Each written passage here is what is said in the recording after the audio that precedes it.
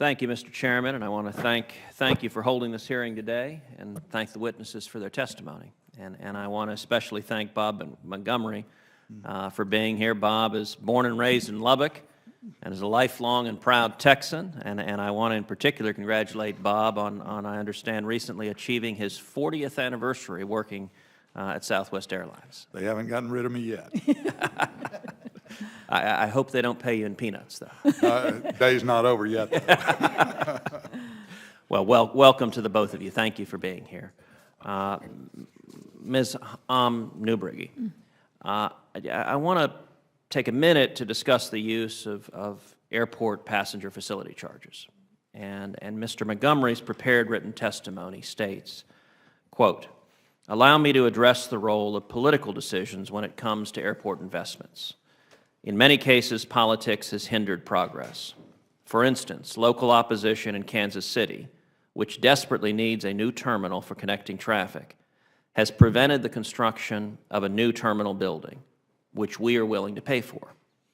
And several cities have diverted airport revenues for decades, including St. Louis, which every year siphons off millions of dollars in airport funds to support non-aviation programs off airport. Both are examples that show that the money is there for increased airport spending." Do you share Mr. Montgomery's concern about diverting airport funds to non-aviation uses? Well, you know, we were the first municipally owned airport in the country, 1927. The city bought the airport and the land, and eventually they invested a lot of money and built that terminal. And so we were one of the grandfathered markets that has about $6 million a year in gross receipts of our revenues that go into the city. As the airlines like to call it, it's the GRIPE, the gross receipts payment. But for that particular purpose, I understand that because of the investment that the city made into our airport, an opportunity for them to be able to regain some of the investment that they made.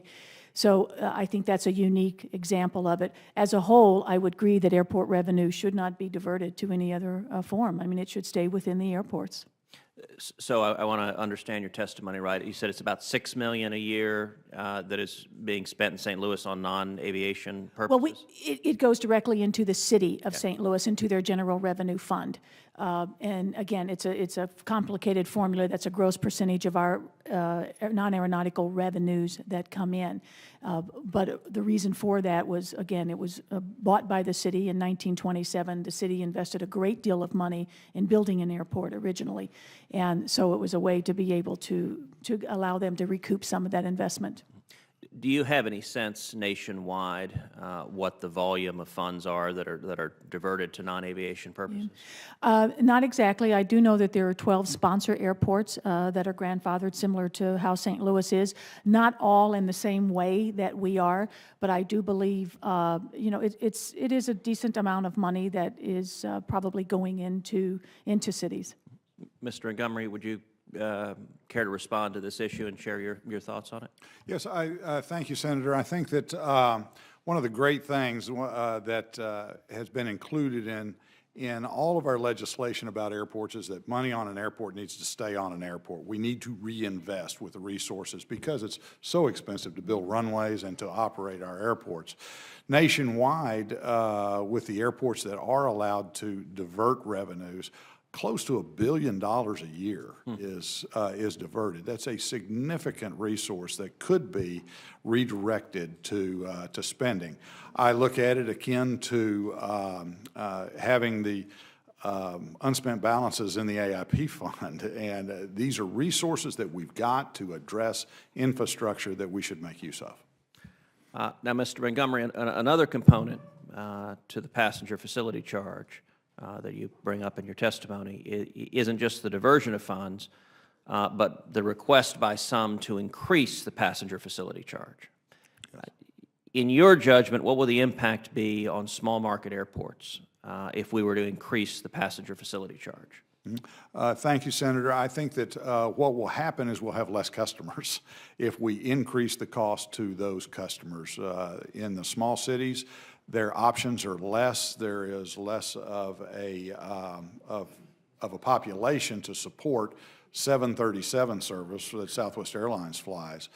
So our profitability is very critical there, and we believe that an increase in cost causes customers to decide to do something else, which is going to take them out of the whole formula. We need more customers to provide more of the customer-based resources so that we can spend them. Ms.